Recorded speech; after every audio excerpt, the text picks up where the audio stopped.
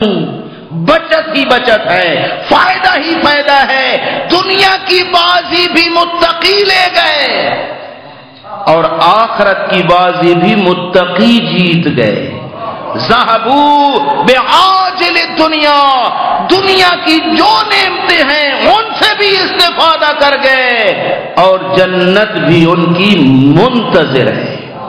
اس لیے صاحبان تقوی کو کوئی خسارہ نہیں۔ آپ کے علاقے کی بات ہے جن کی طرح مولانا ارشاد فرما رہے تھے حضرت علامہ السید محمد باقر چکڑالوی، مجھے بتا تو صحیح، اگر کہنا پڑے قسم کھا کے بھی تو انسان کہہ سکتا ہے کہ محمد باقر دنیا بھی لے گیا اور آخرت بھی لے گیا، اور یہ کوئی تصنع نہیں ہے، یہ ایک حقیقت ہے میرا بھائی۔ صاحبان تقوی اور پرہیزگار تھے، دنیا میں بھی آج نام انہی کا ہے۔ اور جس طرح برادر نے ارشاد فرمایا کہ اگر تجھے پاکستان کے کسی کونے میں امامہ اور ابا نظر آتی ہے تو اس کے پیچھے السید محمد باقر ہے، اور دیکھ فقط پاکستان میں نہیں ہے بلکہ پورے جہان میں بھی چلا جا تو کسی نہ کسی واسطے سے تجھے ایسا انسان ملے گا جس کا تعلق اسی عظیم شخصیت سے ہو۔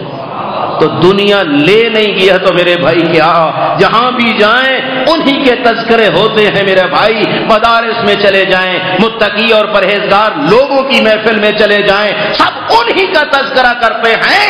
تو یہ ہے دنیا کی بازی لے جانا، ورنہ اس علاقے میں بڑے بڑے فرعون بھی گزرے ہیں لیکن نام تک نہیں ہے۔ لیکن وہ سیدزادہ آج بھی دلوں پہ حکومت کر رہا ہے، اور اتنا اثر ہے کہ اس خاندان کا ایک معصوم بچہ بھی ہو جی کرتا ہے اس کا ہاتھ چوما جائے، اور یہ ایک حقیقت ہے۔ ابھی بیٹھے تھے کوٹلہ جام تو قبلہ صاحب کے رشتہ داروں میں سے کوئی دور کا عزیز، شاید پوتا تھا یا پوتے کا بھی بیٹا تھا، وہ آئے اور پاکستان کی ایک مقتدر شخصیت ان کے استقبال کے لیے اٹھی۔ یہ میری آنکھوں کا سامنے کا واقعہ ہے۔ تو کہنے لگے پیر صاحب قبلہ کی نسل سے کوئی معصوم بچہ بھی ہو تو اس کا احترام ہمارے اوپر فرض ہوتا ہے، چونکہ ہمیں دین سکھایا جو اسی گھرانے نے۔ تو جو صاحبان تقوی ہوتے ہیں دنیا بھی لے جاتے ہیں۔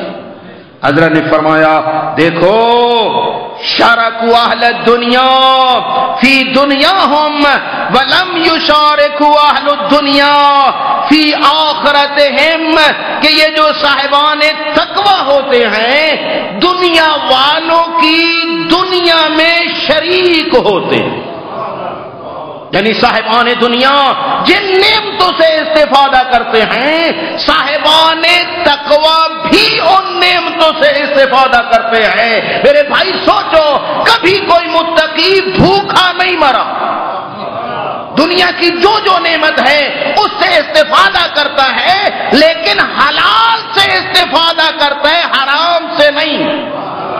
صاحبان تقوی کی یہی پہچان ہے کہ دنیا والوں کی دنیا میں یہ شریک ہو گئے، لیکن دنیا والے متقی کی آخرت میں شریک نہ ہو سکے۔ جو صاحبان دنیا ہیں تقوی اور پرہیزگاری ان کا شعار نہیں ہے، وہ دنیا میں تو جو دنیاوی نعمتیں ہیں ان سے استفادہ کریں گے، لیکن جو جنت نتیجہ ہے وہ وہاں تک نہیں پہنچ سکیں گے۔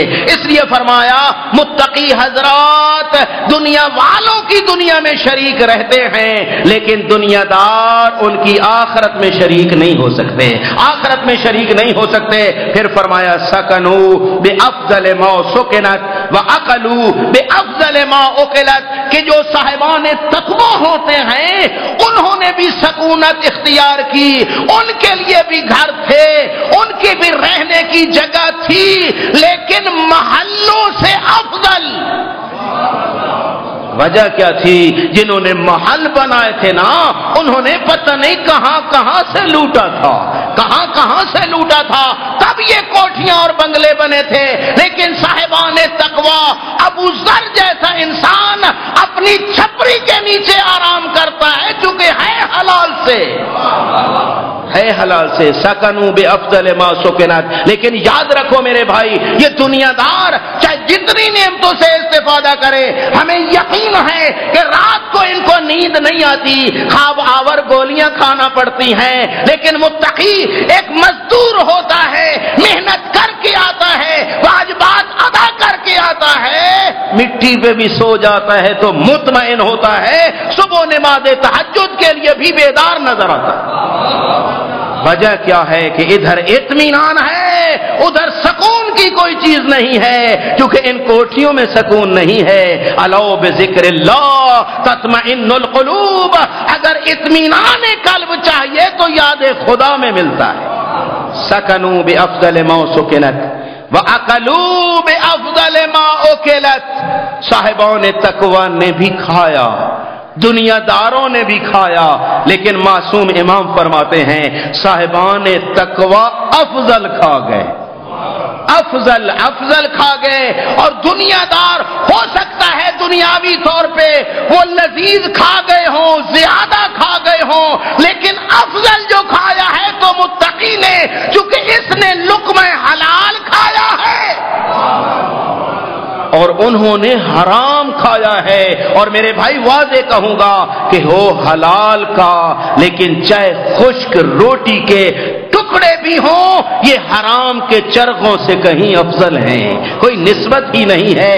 حلال اور حرام کا آپس میں کوئی تقابل ہی نہیں ہے۔ حرام کا نتیجہ جہنم ہے اور حلال کا نتیجہ جنت الفردوس ہے۔ اس لیے امام نے فرمایا اکلوا بافضل ما اکلت، صاحبان تقوی نے بھی کھایا لیکن افضل کھایا، افضل کھایا، دنیا داروں نے بھی کھایا لیکن مفضول کھایا۔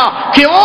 چونکہ وہ کھایا جس سے نہ زکوٰۃ دی گئی تھی، نہ خمس دیا گیا تھا، نہ واجبات دیے گئے تھے، بلکہ کبھی کسی مظلوم کا لوٹا تھا، کہیں رشوت سے لیا تھا، کہیں دھوکے سے لیا تھا، کہیں ڈاکے سے لایا تھا، اب کمایا، کھائے تو چل گئے، لیکن اس کے مقابلے میں خشک روٹی ہو حلال، یہ افضل ہے، افضل ہے۔ صاحبان تقوی کھاتے ہوئے بھی پرہیزگاری کو سامنے رکھتے ہیں اور حرام کو کبھی منہ میں آنے ہی نہیں دیتے۔ تاریخ میں مجھے ایک واقعہ ملتا ہے، یہ ابو الاسود دعلی جب اس کے پاس امیر شام کی طرف سے بڑے بڑے شہد کے مشکیزے پہنچے تھے، اور اس کی معصوم بچی نے اس مشکیزے میں اپنا ایک پورا ڈبویا تھا اور زبان پہ شہد لگایا تھا، تو بابے نے کہا تھا بیٹا تجھے پتا ہے کہ یہ شہد کہاں سے آیا ہے؟ کہا نہیں بابا۔ کہا امیر شام نے بھیجا ہے۔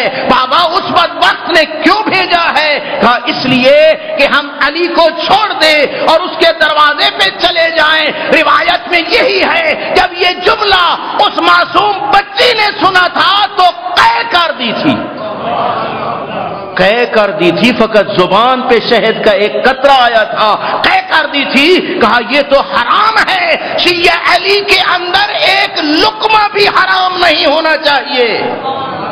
پھر کہا تھا بابا جان اس کو کیا جواب دیا؟ کہا بیٹا میں سوچ رہا ہوں کہ کیا لکھوں۔ کہا بابا جو تم لکھنا لکھ لینا، اس کے نیچے ایک میرا جواب بھی لکھ دینا کہ یبنا ہند، او ہندا کے بیٹے کیا زعفران ملے شہد سے تو ہمیں خرید کر سکتا ہے؟ شیعہ علی کبھی اتنا گھاٹے کا سودا نہیں کرے، نہیں کرے۔ پتہ ہونا چاہیے یہ چیز حرام ہے، یہ چیز حلال ہے، حرام سے بچنا، حلال کا ارتکاب کرنا